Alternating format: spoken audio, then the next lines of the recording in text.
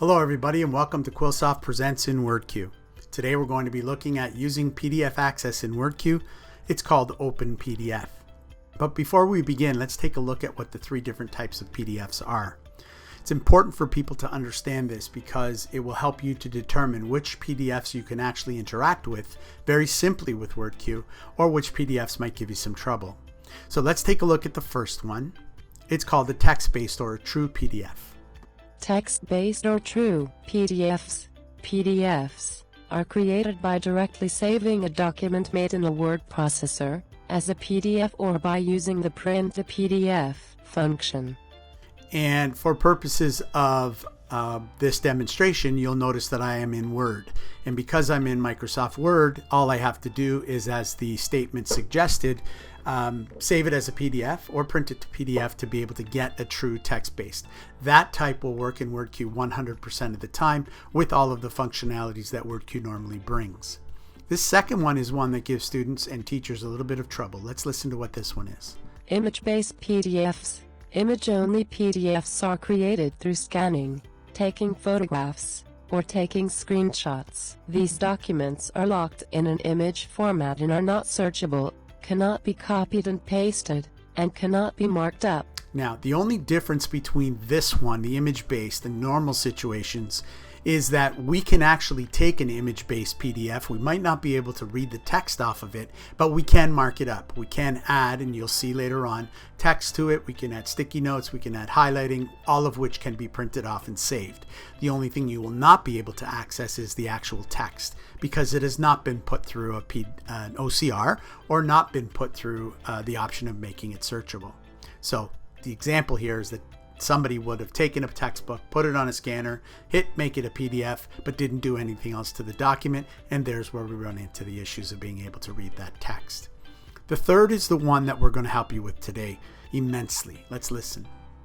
OCR'd or made searchable PDFs. Image-based PDFs can be made text searchable via the application of optical character recognition, OCR. Usually found on printer/scanner. These documents are created similarly to true PDFs, though, depending on the quality of the image, or the recognizability of the writing, may not be 100% accurate.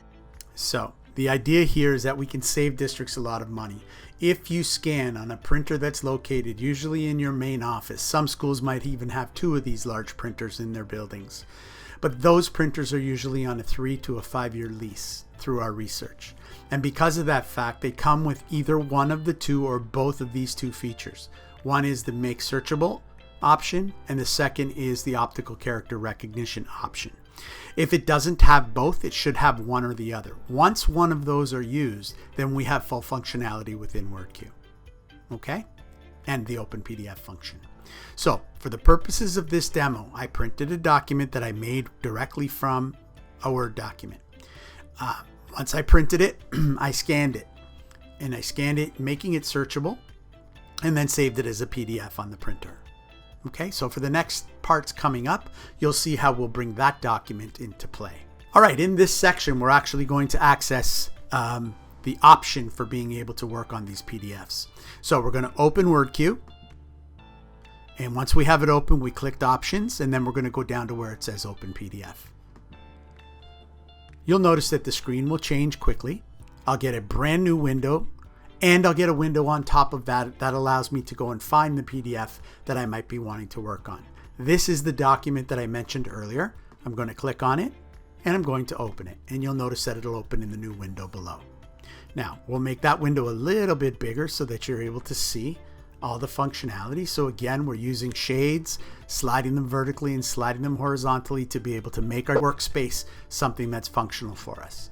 And I'm also going to hit the zoom feature to be able to see that. So this is the exact same document. So let's slide down to where we left off, which was right here. We're going to move to the next stage. Okay, so this one said select the PDF document that you wish to access. Well, lo and behold, that's the one that we're working on right now. So let's move to the next section. At this point, we've got our document ready to go. Let's take a look at some of the tools that are available to us on the top of our toolbar here. The 5 that are in this section are the ones that we're going to be focusing on. All the other tools are tools that you will have seen before when working with PDF programs, but these 5 will allow us to do the interaction. The other major component is that WordQ is still open, so all of the WordQ tools that I normally are used to working with are there and ready for me. So using the read function in WordQ to access the text in the PDF with unit by unit highlighting is the tip for this page.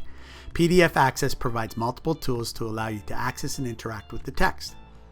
Use the select text icon to highlight text and the read button on the WordQ toolbar to hear the text. So let's actually do that. Let's click on, select, and let's highlight this row.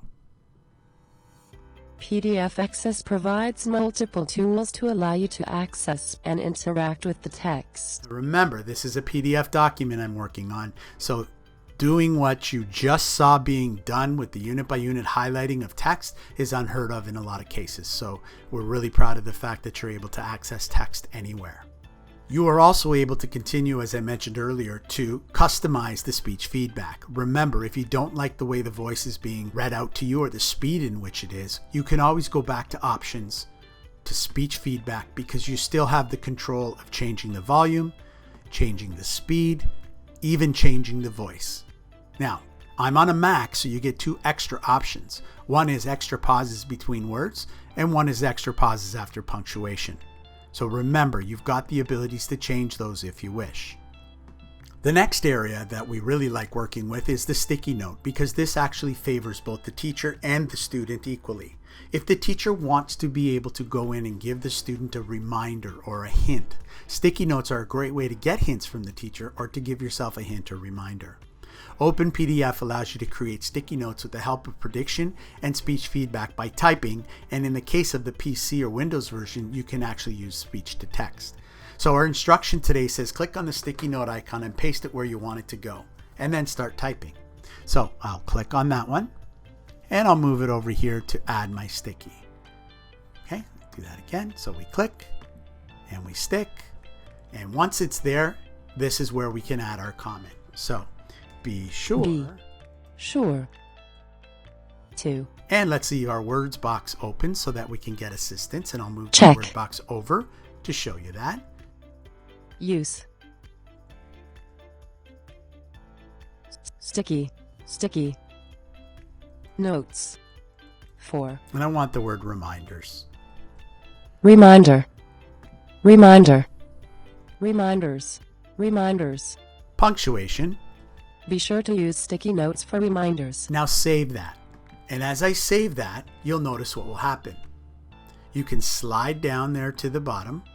And now, once your cursor is over top, you'll see that. Be sure to use sticky notes for reminders. So you get the opportunity there to be able to have that read out from the teacher without really having to click on it. So from the previous page, you were able to see that we were able to add a sticky note for reminders from the teacher to the student or for a comment from the student back to the teacher. And those can be read just by hovering over. On this page, we're going to be able to learn how to add a text box with full accessibility. We can use the text box icon, which is this one, to click and drag a box to create a space to type. Now, before we do that, in the corner, you'll notice that I can select how I want that text to come out. So I'm going to click on black. I'd like the opacity to be big. I'd like the thickness of the border to be maybe a little bit smaller, maybe 2, because I want a border around it, and I want my text size to be about, let's do about 16. And you'll have to set that for yourself once. Once you've set it, then it will stay that way. Okay, so now that we're ready, I clicked on the T, I clicked in the area, and now I can begin to type. Now, I can begin to type the sentence. Space. Now I can begin to type the sentence. And if I want to, I can click on that box, I can make it bigger, I can make it smaller, I can adjust, but that text sticks on that page.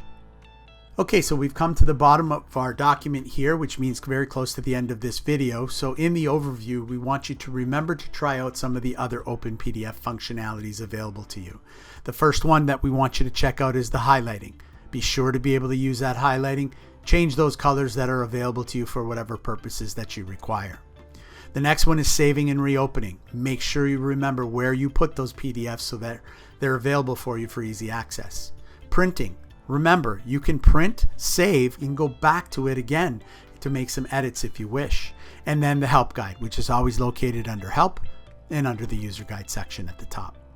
Remember to always use WordQ's accessibility functions of word prediction, speech feedback, and the WordQ help guide that's available to you there.